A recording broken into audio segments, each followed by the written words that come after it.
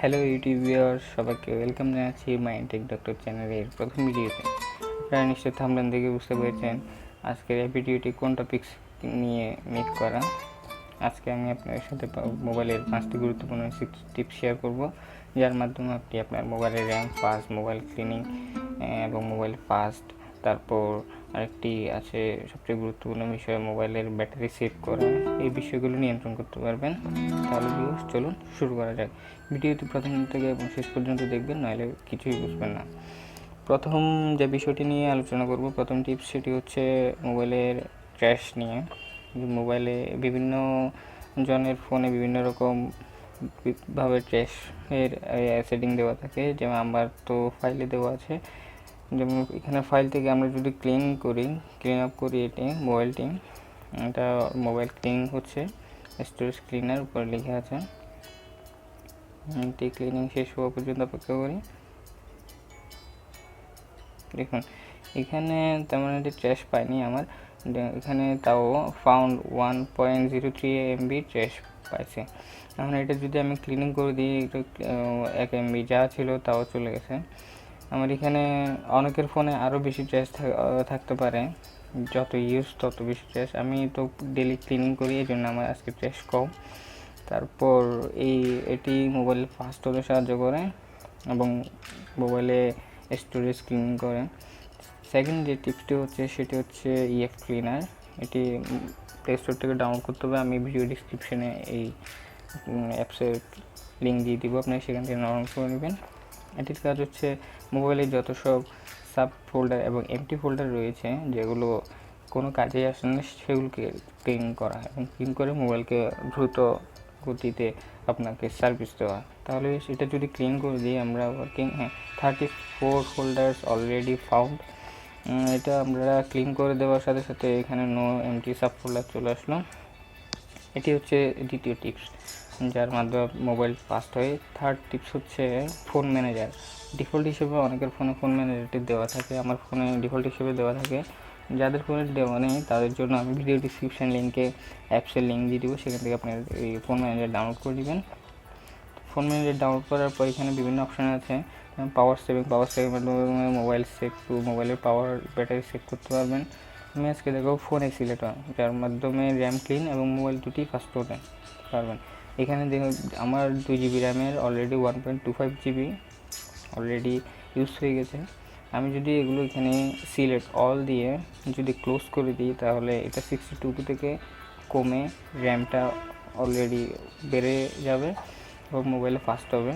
আমি সব সিলেক্ট করলাম, সিলেক্ট করে ক্লোজ করলাম। ক্লোজ করার সাথে সাথে 62 থেকে 54-এ চলে আসলো, আর এটা দেখেন 1.09 GB হয়ে গেল। এটি হচ্ছে থার্ড টিপস। ফোর্থ টিপস যেটি হলো সেটি হচ্ছে মোবাইলের সেটিং অপশান থেকে আপনারা ওয়াইফাই অপশানে যাবেন।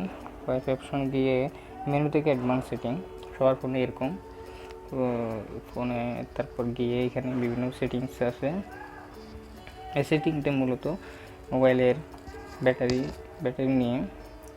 এখানে দেখুন কিপ ওয়াইফাই অন ডিউরিং স্লিপটা অলওয়েজ দেওয়া আছে, এটা আমরা নেভার করে দেবো। আর স্ক্যানিং অলওয়েজ অ্যাভেলেবেল যেটি আছে সেটি অন করা থাকে, সেটি অবশ্যই অফ করে দিব আমরা।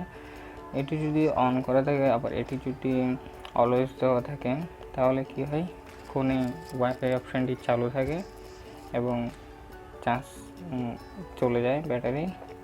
এবং লাস্ট যে টিপসটি হচ্ছে এক্সেলেন্ট টিপস, সেটি হচ্ছে ফোনের ডেভেলপার অপশনে। অনেকের ফোনে ডেভেলপার অপশন সিস্টেমটি অন করা থাকে না, সেক্ষেত্রে কী করবেন আপনারা, অ্যাবাউট ফোনে গিয়ে এখানে যে বিল্ড নাম্বার লেখাটা আছে সেটি 7বার প্রেস করবেন। 7বার প্রেস করলে আপনার চলে আসবে ডেভেলপার অপশন সেটিংটি। আমি অলরেডি ডেভেলপার, সেজন্য আমার এখানে no need, you're already developer লেখা চলে এসেছে, তার মানে আমার করতে হচ্ছে না।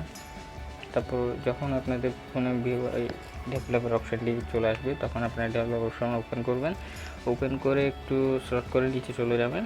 নিচে চলে গিয়ে এখানে দেখবেন window animation scale, translation animation scale, animator derivation scale, এগুলো ডিফল্ট হিসেবে 1x দেওয়া থাকে। আপনারা এগুলো অফ করে দিবেন বা 0.5x করে দিবেন। এটাও এগুলো করলে হয় কি, আমি সবগুলো অফ করে দিচ্ছি। এগুলো করলে হয় কি মোবাইল অনেকটা ফাস্ট হয়ে যায়, অন্যান্য আগে সেকেন্ড তুলনায় অনেকটা ফাস্ট হয়। এবং একটু নিচে এসে আরেকটি অপশান পাবেন অ্যাপস ক্যাটাগরি থেকে এখানে ডোন্ট কিপ অ্যাক্টিভিটিসটা অন করে দিবেন এবং এখানে স্ট্যান্ডার্ড লিমিট আছে, এটা নো ব্যাকগ্রাউন্ড প্রসেস করে দিবেন। নো ব্যাকগ্রাউন্ড প্রসেসটা হবে এখন, হ্যাঁ হয়ে গেল।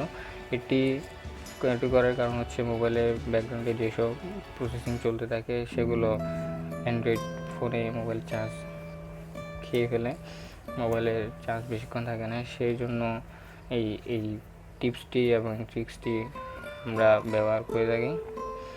এই টিপস এবং ট্রিক্স ব্যবহার করার ফলে মোবাইলের চার্জ যেমন থাকে তেমন মোবাইলের ব্যাটারি লাইফও ভালো থাকে। আমি ডেলি এই সব ট্রিক্স এবং টিপস ফলো করি। এই যে আপনাদেরকে যে 5 টিপস এবং ট্রিক্স দেখালাম, এই 5টা আমি সবসময় ফলো করি, যার কারণে আমার মোবাইলের যেমন ব্যাটারি চার্জ ভালো থাকে তেমন মোবাইল